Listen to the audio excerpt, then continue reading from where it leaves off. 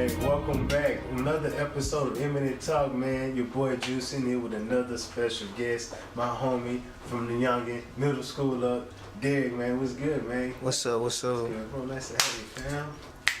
You know what I'm saying?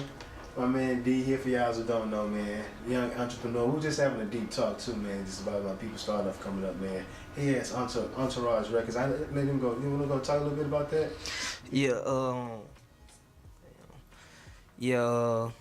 Record label started up with me, my brothers, Noise, Sweet, couple other people, you know what I mean? Shit, we just doing our thing.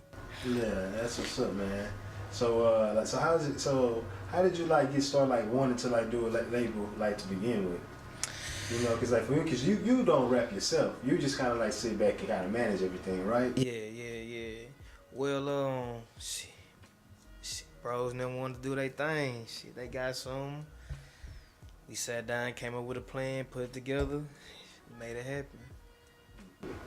Nah, definitely.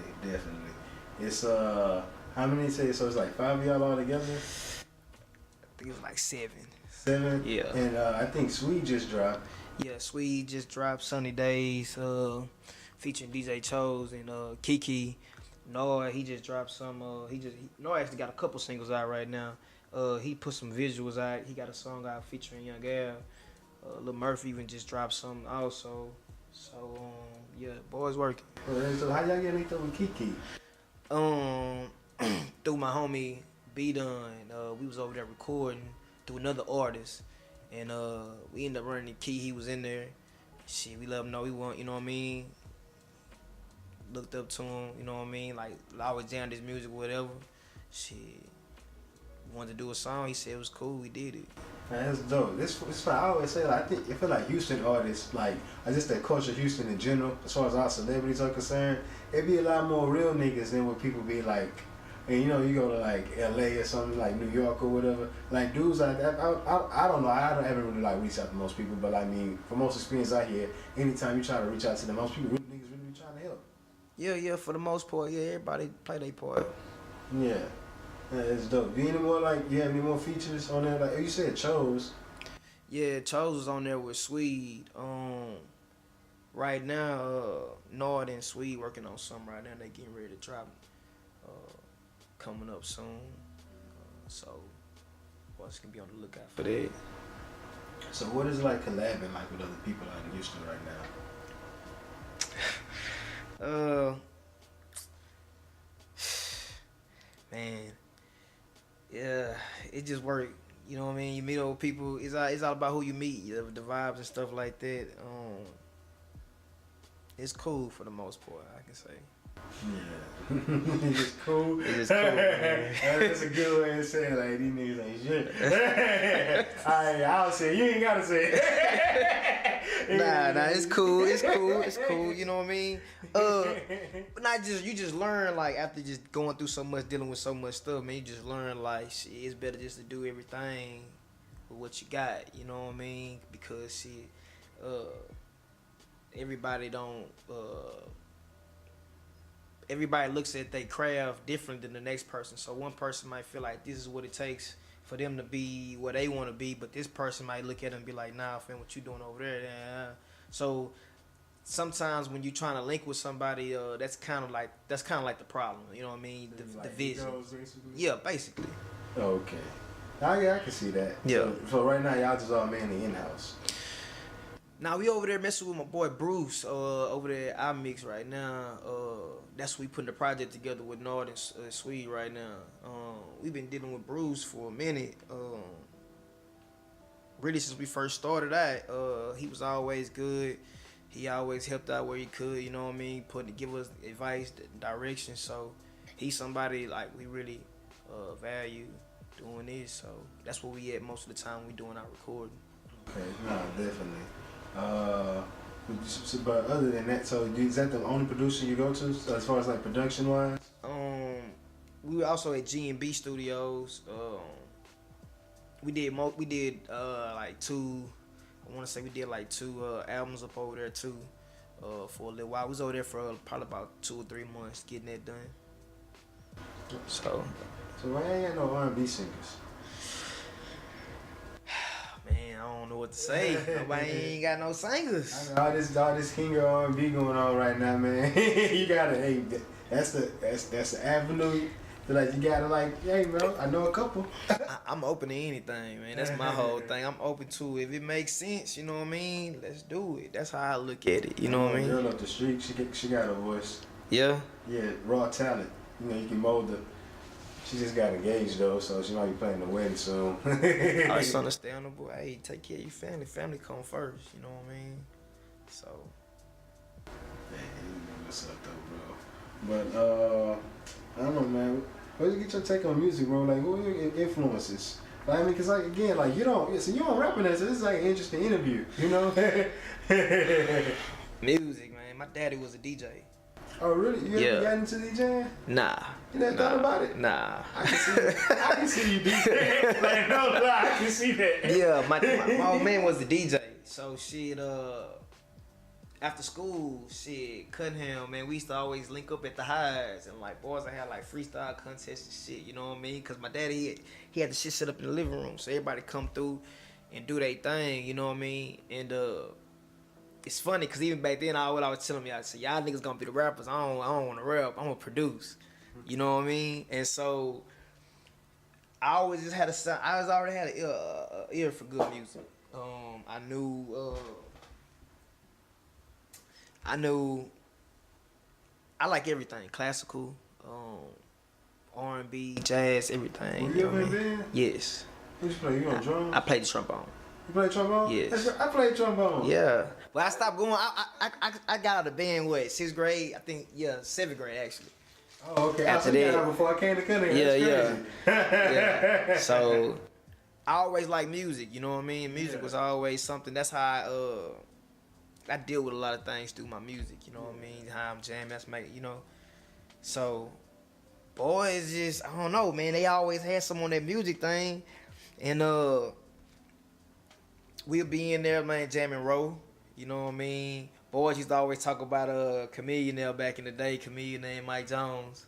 Personally, I think Chameleon was like the best one from like all them. Like Ro's probably my favorite during that time, but when I go back, I'm like, yo, Chameleon could rap his ass off. Chameleon can spit, I ain't gonna lie, but Ro just... You got more of his classic hits. Yeah. I feel you. I guess Ro epitomizes what Houston culture is a lot more than Chameleon there too. Cause like Chameleon, he kind of like had his own thing. He had kind of some of that southern feel, but he was kind of different. It Ro, like, you know, album after album, hit after hit, he just had that, you know, that soulful, even from the samples to the flow, you know. From just the, you know, just everything. Like, he was just a southern dude. Yeah, for the most part, yeah. I really ain't jammed Chameleon like that, I ain't gonna lie. No, I did. I jammed a couple. SOUNCLOUD Revenge, I jammed.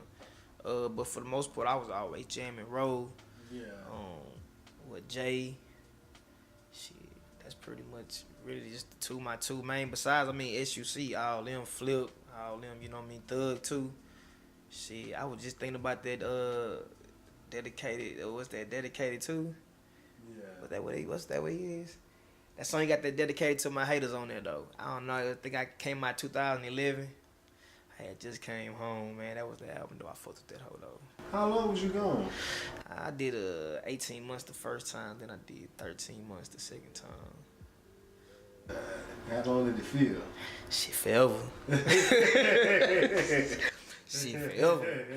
No lie, but shit, I ain't gonna lie. That's what kind of helped me get to where I'm at right now. I had to make a decision. Like, shit, it's cool doing shit like that, man. But at the end of the day, like, is it making you money? You know what I mean? Is my family good? So, I mean, I needed that. Really, I really needed that experience because it taught me, like, shit, really to man up. And that shit really just, you know what I mean, put my mind in a whole nother perspective since then. Got us here, so. That's funny, you know, my brother. So you know my brother, you know Daniel Bernard? Yeah. That's my brother. Yeah? Yeah, that's my brother. I did not know that. Yeah, it's crazy, yeah. Actually, today's happy birthday, Daniel. I need to call him after this. Yeah, it's funny, but like, same thing happened to him. He got locked up, I know back. I was in Austin at the time. When he got locked up, he called me when he got out or whatnot. And he was just really like saying, like, same thing. Like, that experience there, like, kind of changed him, helped him kind of, like, you know, getting to what he got. You know, he started his own landscape company. You know, he boxes now. He actually, and that nigga is nice with it. Yeah. I'll never tell him that to his face. Because for one, he always training, always out either trying to make some money or training his body because his goal is to make the Olympics. You know, he can't I guess from a lot of people, when you were like a young black male, when you come out of high school, if you're not like immediately going to college or something, most people don't really like even people, if you're going to college, you have an idea of like, damn, what the fuck am I supposed to be doing like in my life or whatever, you know? And so like people like a lot of experience, like, so people, you can get into a lot, you dabble into a lot of stuff, like whatever, you know? That's neither here nor there. The thing is, after an experience like that, you become more goal oriented, and you're like, okay, like, I'm gonna just say like, okay, I just want to do this, you know, because for one, I would imagine you locked up, you have a lot of time to think, and you hear a lot of different stories. Like it's diverse in its own way, right. You know, because like you meet a lot of different people telling you know, you're still learning and growing from there, even though it seems like you know you're separated from the world, but sometimes that separation from the world is like some of the best growth because you're not getting caught up in what's going on in there, right? You know, and so like for one, honestly, like if the prisons themselves were reformed to like were actually benefited inmates, to like helping them, like, okay, we're gonna teach you, train you, help you get a job when you come out because you gotta go back to society. Like we would probably have a lot better. We would have a more advanced like society altogether. Honestly, I don't want to say that. Look, I'm gonna be real with you, and it's just like the same way when you out. You know what I mean? It's decisions. It ain't. You can't really just say the prison got to reform. They need a better reform because at the same time, when you out and you're not in prison, they got that, and ain't nobody taking advantage of that. Yeah. Well, you know, I'm with you on that, but think about same thing about you say about decisions. But some people's poor decisions aren't graded the same. Then that's when you have a problem. Because if you want to look at lines of blacks, Latinos are getting locked up way faster rate than what white kids are doing the same age. Especially looking at like drug-related crimes, and it's like, and if you look at the amount of people who sell and use, it's the same number. So it's like, why are like this group of people getting arrested for it more? You know, because them group of people glorify it more. Exactly. Either glorify, have better connections, regardless. But they but they glorifying it in the wrong way though. When you look at it though, you know what I mean? Like, and what do you mean by glorify?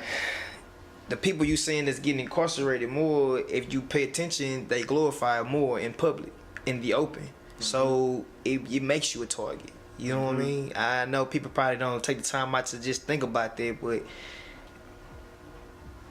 if people know it, you know what I mean? If somebody know what you're doing, you giving them the opportunity to come around and, you know what I mean, put you in that situation. So it's like really, nobody's really... I guess what you're saying is people like kind of put themselves out there, like it's probably like portraying like an image of like just being this ball ass nigga, y'all like... Gotta have all this money, cars or whatnot, and they see you being super flashy, throwing stuff like make people want to start looking at you. That's a good point too. In the 80s and the 90s, you didn't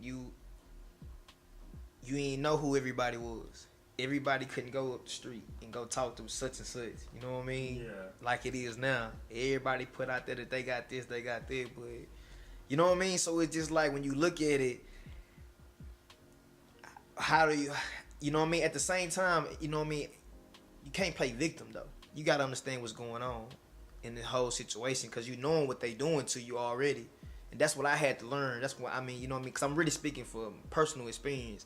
I just had to learn that. Sometimes I would get in situations where I didn't have nothing to do with it, but because of the image I already had when something went on, I was around, I automatically got caught up in it.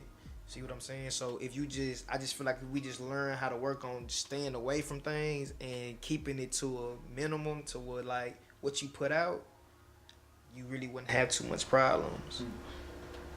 Okay, so on that note, I have another question. How do you feel about snitching in communities? What you mean how I feel about that? It's like, I guess, how do you feel about that and how it affects people getting locked up? Because even if someone's not necessarily, if you were making all the right rules, I give you for example, the other day, like I was on my way home from the studio, and it's about like 4 or 5 cop cars surrounded like this one car, and they like arresting them for like, I think like 1 8-ball and a bag of weed, and I'm like, who gives a fuck? Like I said, the same motherfuckers walking down the street hot every day. They not bothering me. Right. These 4 cop cars right here for this. it's bothering. I'm like, why is all of this necessary for just one? Like, you know, for you to catch somebody for that petty shit, you know? Right. And it's obvious. It's because you want to get them, threaten them with some hard shit, and get them to like give you some connect, some intel on somebody bigger, on a bigger fish. But that's when you gotta know the law though. Like, I mean, you know what you out here doing, so you gotta look at it like, bro, you just got caught with nothing. Don't take that little slap on the wrist, go do it. Cause you telling on somebody, you still gonna go to jail. What's the difference? You still gonna have that same case when you go down there. Yeah, but I don't think everyone look at it like that. You gotta look at it like that. Logically, I think that's the way to think. It just as a man of pride, like you should. I mean, you know, I got caught with whatever. I'm, you know, like it's my decision to take the fall for that. But institutionally, like, I think that's a way. For one, actually, institutionally, I think, especially as a man who went to school and came back, I think snitching is really counterproductive, like towards our community. I don't think we should be so torn apart where like every minute thing that's going, every fault someone has within us that we gotta like piss someone in jail. Now, and this is another. Now, someone come do something to you, rob your house, whatever. You feel like you gotta call the cops, get their back. That's another thing. You know, I give you that because for one, they ain't have respect for you come inside your shit. You feel that you gotta do that. Feel like that's the route you go. That's different. But I'm as far as just like blatant like situations like that, or just like sticking your nose in other people's places, just specifically like, you know, like that shit that has to come to an end. Yeah, snitching.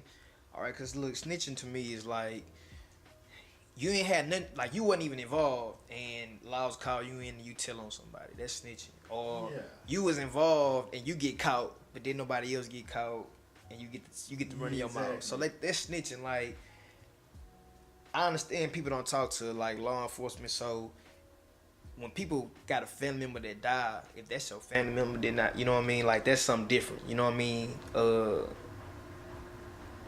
But you got some people who feel like that's snitching in itself.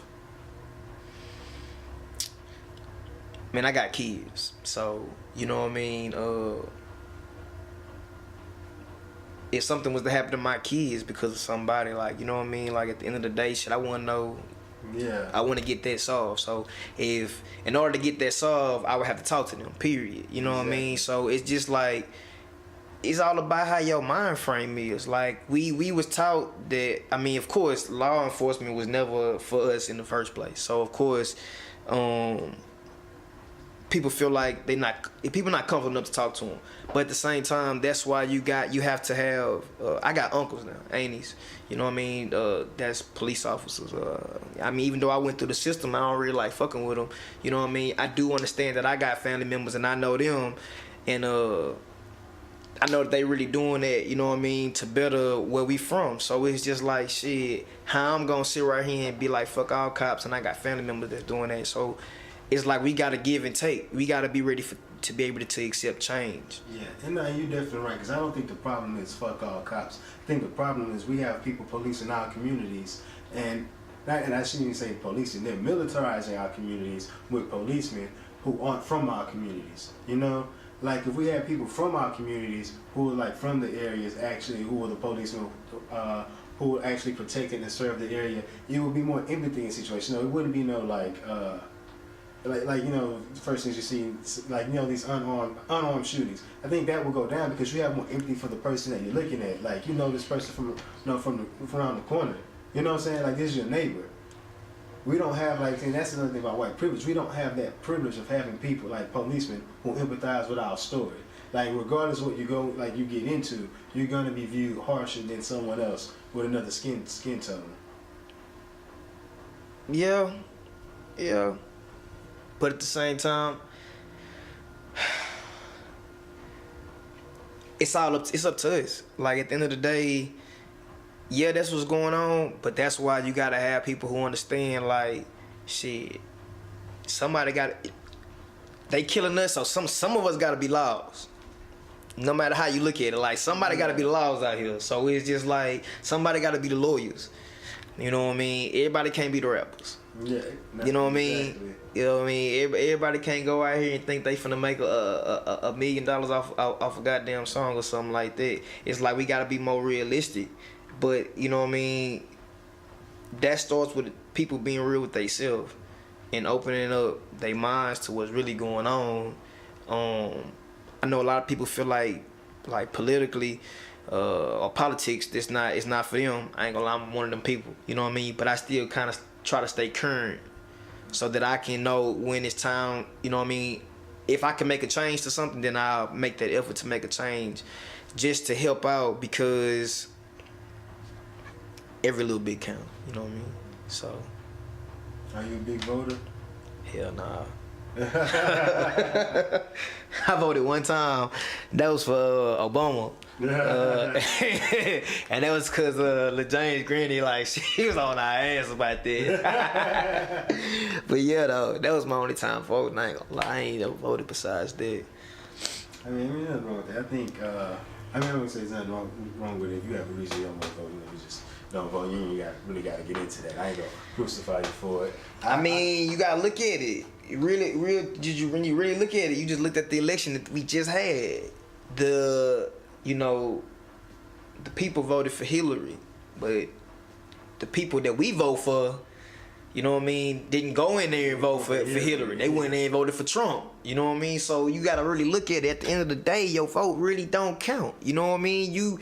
If you not going to your governor, you're not going to your senator, your vote don't count if you're not holding them accountable for their votes. You know what I mean? Then what you really got? Yeah, and I guess it's funny because I was just gonna say I do believe some elections are more important than others. Because for one, like you say, on presidential elections, it's so many different people like who have money invested in that. You're right. I can see like your vote not counting is a valid perspective to have on that.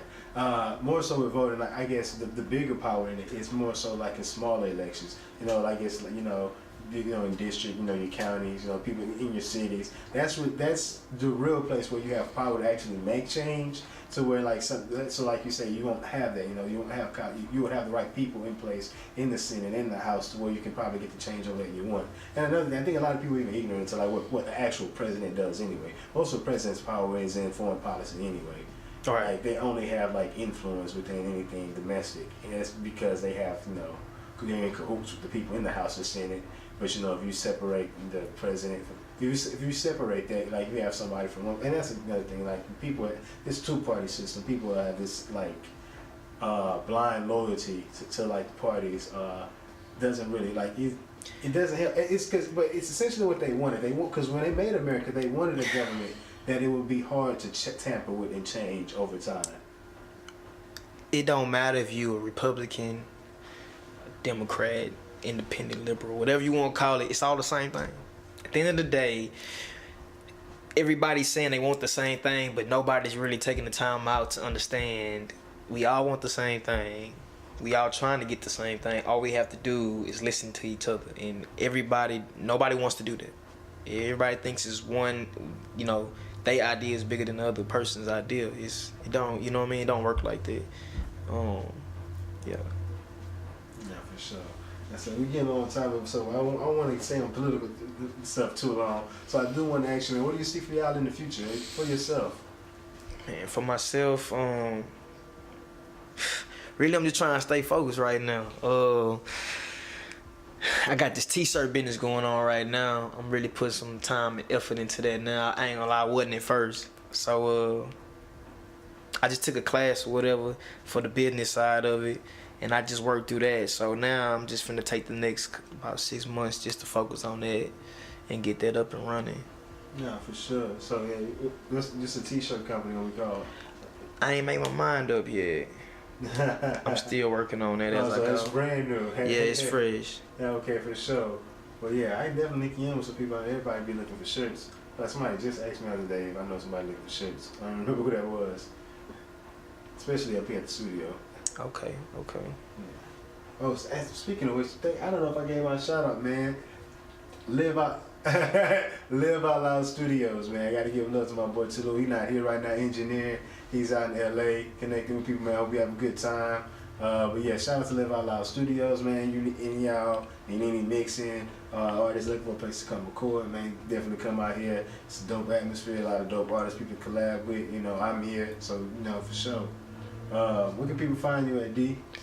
You can get me on Instagram, Ladies Love MacD. You feel me? Don't forget that either. You know what I mean? That's where I'm at, man. Y'all can holler at me.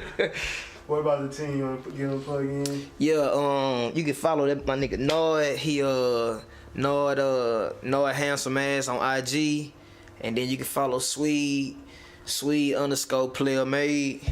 You know what I mean? And yeah, man, y'all check out that music. Them boys got, they doing their thing, man. Fuck with them. I put all that down there for you. I put a link in the description too for either to the SoundCloud and the YouTube if I can. Yeah. So yeah, I'll link all that for you. You know. So okay, cool. Come out the show. But yeah, man, appreciate you, D. You know what I'm saying? Yeah, bro. Yeah.